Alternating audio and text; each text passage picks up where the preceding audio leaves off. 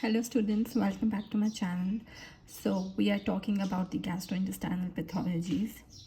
Now in this video we are going to discuss irritable bowel syndrome, appendicitis and some diverticulum of the GIT tract. So IBS, we need to differentiate this from IBD. So IBS has the recurrent abdominal pain and it is associated with more than two of the following. Is usually related to defecation and a change in stool frequency and change in the form of the stool. There is generally no structural normality. It is usually seen in middle-aged female. Chronic symptoms may be diarrhea predominant or constipation predominant. And the pathophysiology is usually multifaceted and that is associated with fibromyalgia and mood disorders.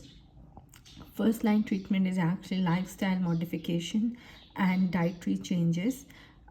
So the appendicitis is actually it is very simple. It is the inflammation of the appendix. You just need to remember the pain is usually localized to the right lower quadrant, that is the McBurney point.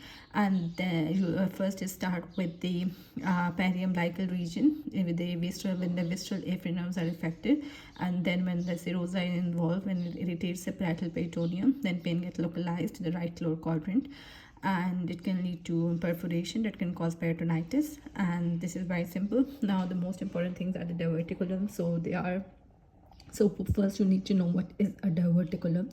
It is actually a blind pouch that protrude from the tract that communicate with the lumen of the gut, and usually diverticulums are acquired and they are termed as false diverticulum. The term false and true diverticulum means that true diverticulum involves all the layers of the gut.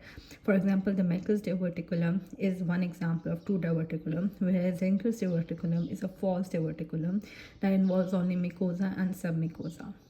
Diverticulosis and diverticulitis are two conditions. Diverticulosis actually it doesn't involve any inflammation. It just means that there are too many diverticulum present in the alimentary tract, which are usually false diverticulum. They are more commonly in the sigmoid region and seen in the elderly population, and they are usually associated with obesity and the low fiber diet and high in red meat. And often they're asymptomatic but can cause weight discomfort, and complications can include painless hematochezia as well. So diverticulitis is actually the inflammation of the diverticulum, and there will be a pain, that is a low quadrant pain because of the sigmoid, and there will be fever as well in the leukocytosis.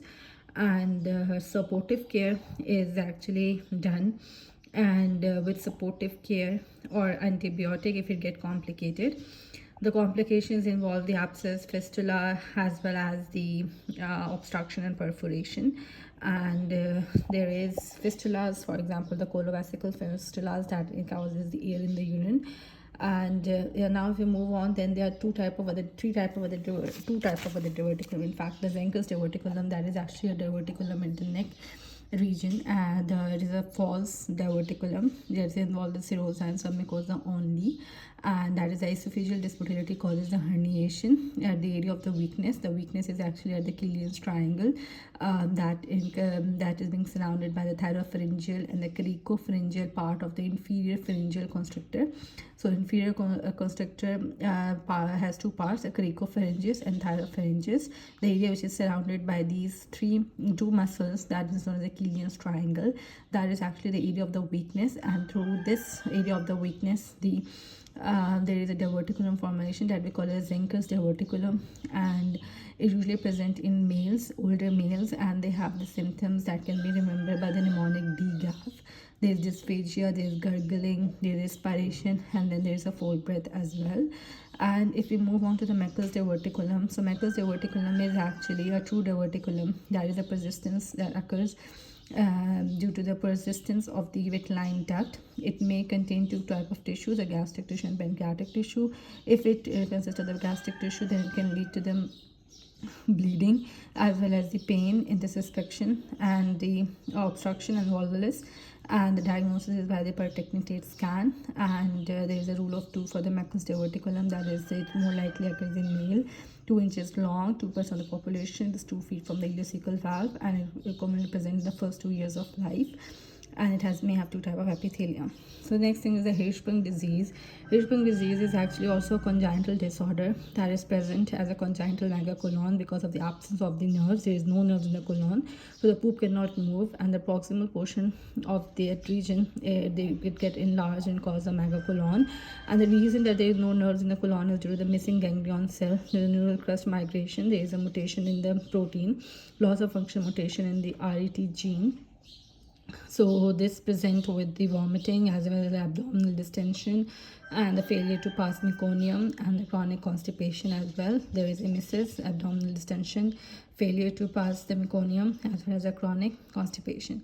And it increased risk is increased with the Down syndrome, as well as there is when the diagnosis is by the biopsy.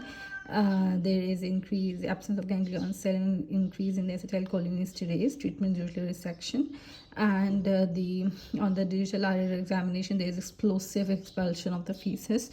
That is actually a squirt sign. There is empty rectum on the digital exam. So this was all about the diverticulum. We are going to talk about more pathologies in the next video. Keep watching and don't forget to subscribe to my channel. Thank you.